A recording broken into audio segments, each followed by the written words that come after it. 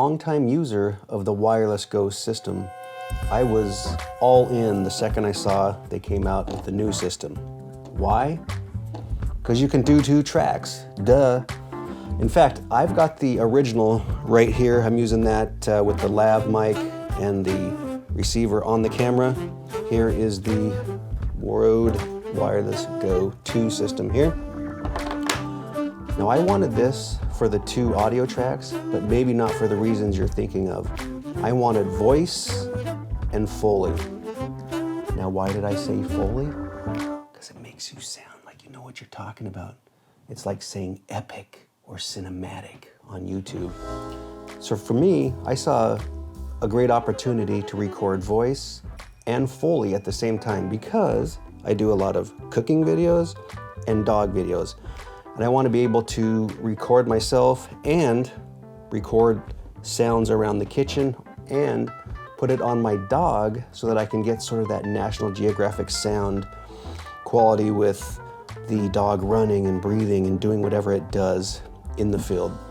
So let's take a look at the 4 basic feature groups as I see them. Single track recording, dual track recording, multiple user interfaces, and onboard recording. All right, let's jump in and take a look. All right, let's take a look at the single track option. I'm sort of confused by this option. I don't really know when I would use it, but you do have that option. So as I'm talking on the interface, you can see both tracks recording. Now by pressing the 2 buttons on the bottom, I can make that a single track, and there it is. So now both inputs are recording to 1 track. I don't see why you would want to do that because the whole point is to be able to manipulate each track individually for sound. I don't see the benefit of doing this. Now you may say, well, if you're vlogging, you may just want 1 channel. If you're just using one or if you're just using 1 transmitter, you may want that. And that could be true. But for me personally, what will happen is I will forget to put that back in dual track mode. And then when I really need it for 2 different voices or sound and voice, I'll have it on the single track. Believe me, I often forget to even turn on the sound, period. So I can definitely see myself not putting it back into dual track. So I don't see myself using single track option ever, really. All right, let's take a look at the dual track option. Now most people, I'm guessing, will use this for 2-person interviews, and that's probably the most likely use. I want it for voice and sound, like I said, in the kitchen and with my dogs. I want to get that intimate chopping sound or sizzling sound or other sound around the kitchen that I may need. So let's jump down to the kitchen and see how I might use this. Got my microphone for voice. Ooh, a Foley mic down by the chopping block.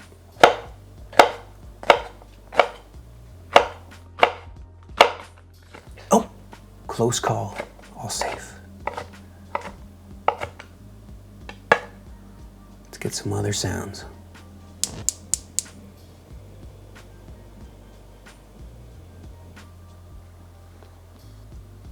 Some random shelf noise. How about some silverware?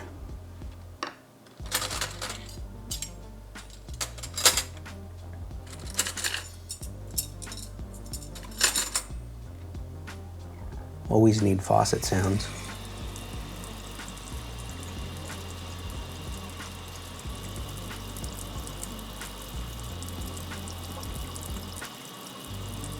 Perfect. And there you see it, there's a lot of options to record sound.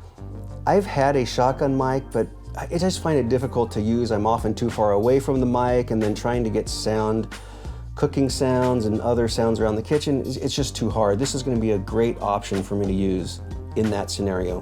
All right, the other place I want to use this is with my dogs. I want to get that sound where you can hear the dog running and chewing and doing other things. So let's take a look at how I use this in the hills. The other thing I want to test out is sound on Olive. When I'm hiking, you can hear me start to do this, lose my breath a little bit, and then my mic is right here, and that just leaks right onto the video. So the sound with them is almost useful because I'm breathing hard. So I've got sound on olive. We'll see how much of a difference that makes. And then we'll also test the range a little bit. I'll see if I can get about 100 feet or so. She doesn't maneuver that far away from me, so I'll have to make her do a sit stay and then see how that works, but we'll see how the Foley sounds on her running in the grass, panting. So, all right, let's go check it out. Okay, I've got her in a down stay, maybe 100 feet away, something like that. You can hear me kind of breathing. Let's see how the Foley sounds just with olive. All right, come.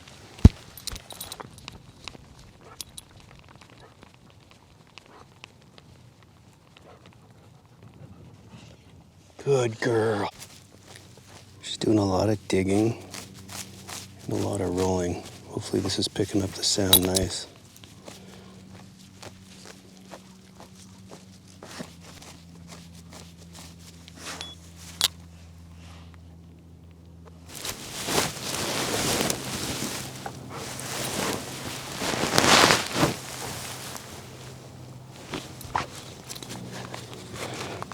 Fur ball still intact after that roll.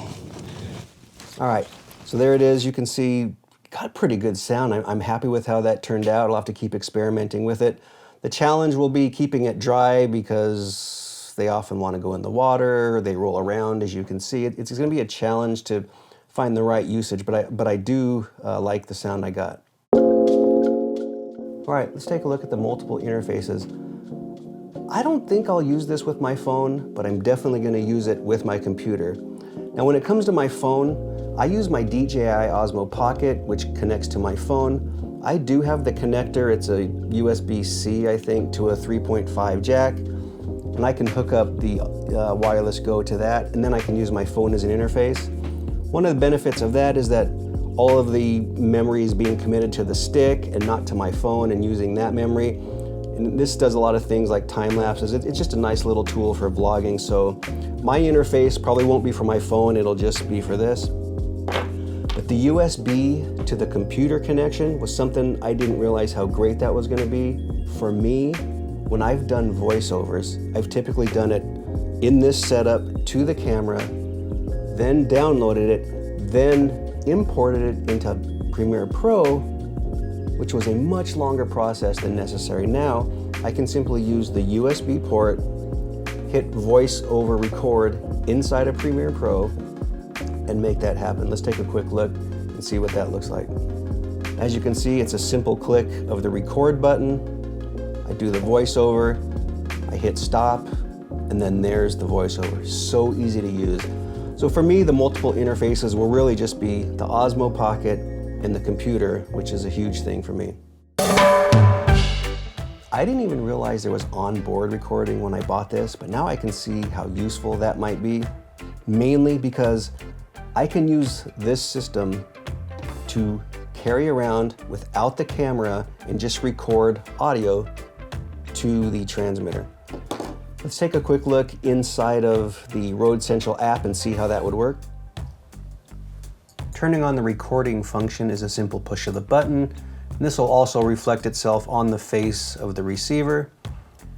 Once you see your files there on the left, you hit export onto your computer, and then from there, you simply import it into Premiere Pro or whatever editor you're using. Very slick. Pretty simple, straightforward. It's unclear to me how much I'll be using this because you can get up to 7 hours recorded on that transmitter. And I'm terrified of having 7 hours worth of audio that I don't want to delete because who knows what's on there. Now I got to sift through and see what's going on. But I can definitely see that being useful for me going around and capturing Foley. So for instance, let's take a look at maybe I want to get some footsteps.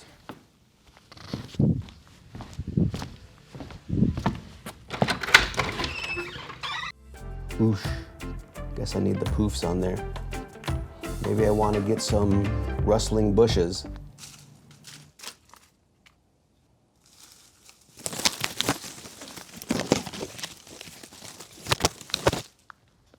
Ooh, that one was a little bit hot. So there it is. There's a lot of stuff I need to experiment with to get it right, but it is going to be fun. And again, the main thing with that onboard recording is that I don't need the camera with me to do it. I can be walking around and just do it very discreetly and pick up sounds that I want to pick up.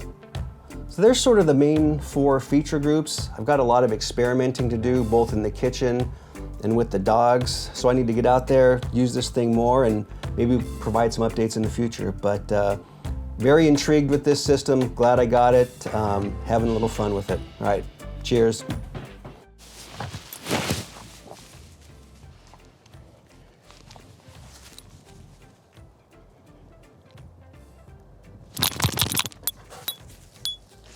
Here she is just talking about something, vacation home or something similar, I don't know, but now I get to shut her track down in post.